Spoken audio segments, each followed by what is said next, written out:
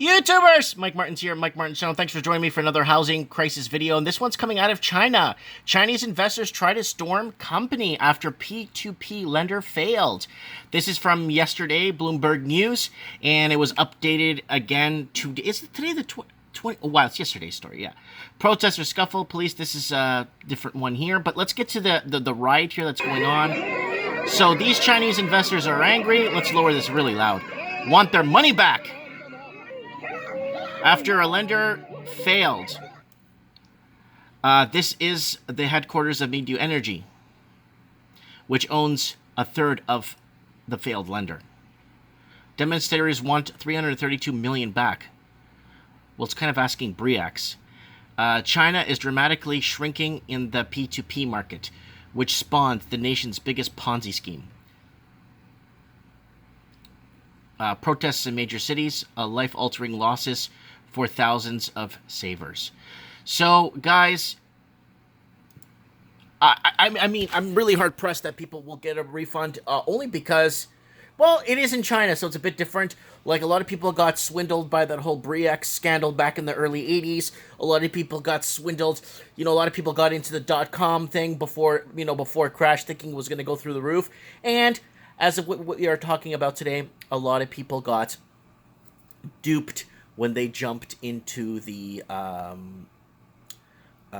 housing market in the last couple of years. So, thinking that it was going to keep going up, and with propagandists promoting it, saying that it will go through the roof, and if you don't own now, you'll never own anything. Deuce Bigelow, the male, what's his name? I call him Deuce Bigelow, the male real estate agent, who was going around and yeah, if you don't own now, you'll never own anything. Anyway, so what's going on?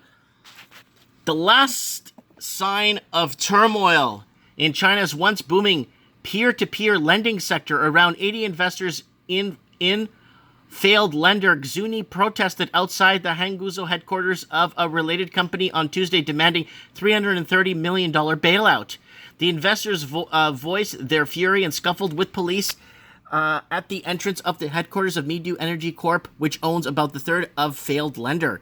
Though no clear demands could be discerned from the video seen by Bloomberg, an investor who was there said the demonstrators were trying to put pressure on the company to pay off the defaulted products. One could be seen holding a sign saying Medu bailout.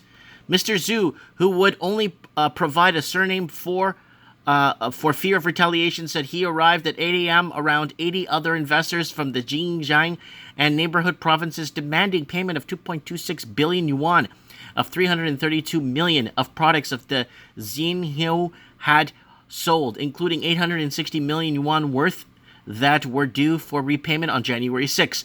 Our protests have come to no avail. There is still no solution, and the company is just biding their time, waiting for us to run out of strength, she said in the interview over WeChat. She claimed that she and the family members had invested 2 million yuan. China P2P lending crackdowns may see 70% of its firms closed, so that's another thing here. So it's a big deal. It's a peer-to-peer lending system. So peer-to-peer lenders is basically borrowing through other.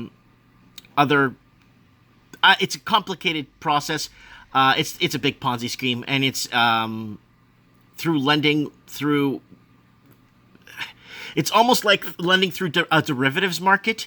A more complicated term to say it. It's a non-complicated word to say. It's kind of almost creating its own derivatives without having the factual anything there for it. It's an empty shell, is what I'm trying to say. So you can look into that a bit more of how it works. But the main story here is people are losing to the Ponzi scheme. According to the segment, Shanghai's website dated January 14, a majority of votes cast approved a reconstruction plan. A customer service representative for the company contacted on Tuesday confirmed this.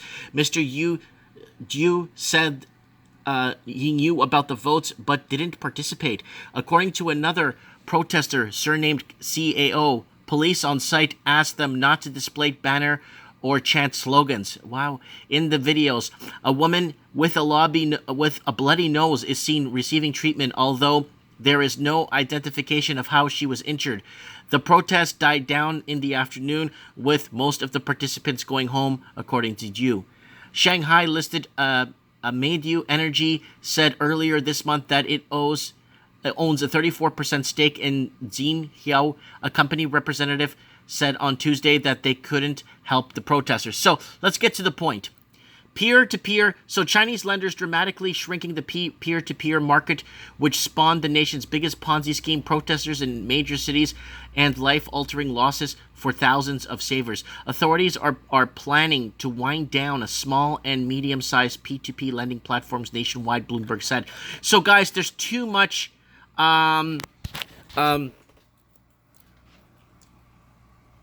baseless economies built on baseless economies, on baseless fake economies, baseless derivatives, baseless.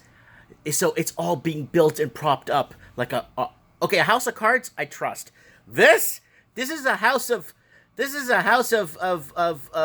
lopsided dominoes. All you have to do is walk by it or breathe or just sniff by it or fart, and the thing will fall apart.